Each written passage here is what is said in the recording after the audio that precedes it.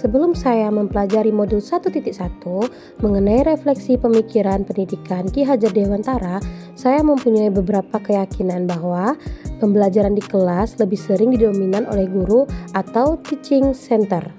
Sebenarnya, saya sering berpikir bahwa guru harus lebih aktif daripada murid. Yang kedua, saya sering berkata kepada peserta didik bahwa apabila peserta didik tidak mentaati peraturan, maka guru akan memberikan hukuman. Yang ketiga, saya sering memaksakan peserta didik untuk dapat menyelesaikan tugas sampai selesai, kemudian akan diberikan penilaian. Kemudian, kegiatan pembelajaran lebih sering dilakukan di dalam kelas. Yang keempat, jarang memberikan kesempatan bagi peserta didik untuk dapat mengemukakan pendapatnya.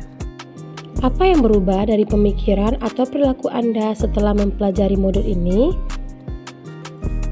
Setelah mempelajari modul 1.1 tentang filosofi pendidikan Ki Hajar Dewantara, banyak pemahaman dan pengalaman yang saya dapatkan, di mana yang saya ketahui setelah itu bahwa pemikiran Ki Hajar Dewantara terhadap pendidikan sangat membuat saya mengerti bagaimana sebaiknya sebagai guru saya melakukan tugas dan tanggung jawab saya dalam mendidik dan memperlakukan peserta didik saya.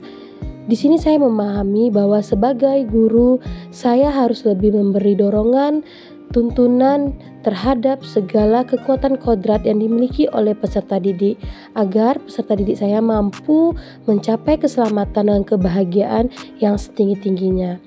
Di sini saya memahami bahwa guru sebagai pamong yang menuntun segala kodrat yang ada pada diri anak, baik itu kodrat alam ataupun kodrat zaman. Saya di sini memahami bahwa kodrat alam yang dimiliki oleh anak merupakan kemampuan dan potensi yang ia miliki sejak lahir. Namun masih terlihat samar-samar, sehingga di sini tugas saya sebagai seorang guru adalah membantu atau mendorong peserta didik agar dapat menebalkan garis-garis samar tersebut atau kemampuan tersebut agar pada akhirnya murid atau peserta didik saya itu dapat menjadi lebih baik lagi.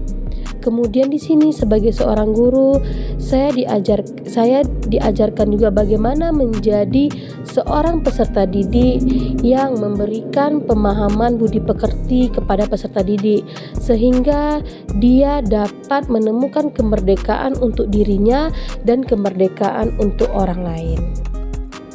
Apa yang dapat segera Anda terapkan lebih baik agar kelas Anda mencerminkan pemikiran Ki Hajar Dewantara? Upaya yang akan saya lakukan adalah meyakinkan diri bahwa setiap peserta didik memiliki potensi masing-masing. Di sini sebagai pamong, saya akan mendorong kreativitas dan kemandirian peserta didik agar mereka dapat bernalar kritis. Kemudian, saya akan mengubah metode pembelajaran saya, di mana pembelajaran saya akan lebih mentitik beratkan kepada kemandirian, kreativitas, dan juga berpikir kritis pada peserta didik.